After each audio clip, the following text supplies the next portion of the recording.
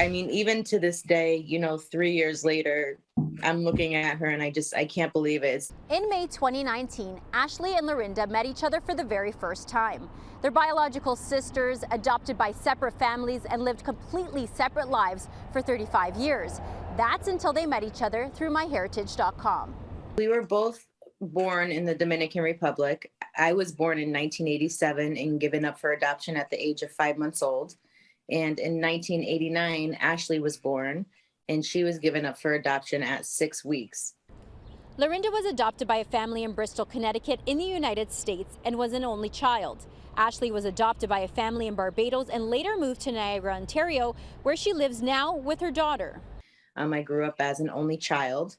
And when I was 15 years old, my parents let me know that I did have another sister who was also placed for adoption. But as soon as I found out about her existence, I was on all these different adoptee websites trying to find her. I had been working on my adopted family tree on MyHeritage when I saw their pro bono program called DNA Quest, which was aimed at helping adoptees reconnect with their family members. And I decided to write into their program, and I don't know how, but they chose my story and sent me a DNA kit. And from that point, I was kind of on the path to finding her.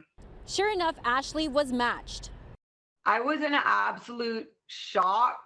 I think I forgot to breathe for a few seconds. I sat there for a minute contemplating, do I send her an email? She got back to me right away and was like, you actually look like one of our other siblings, and I think you might be my sister.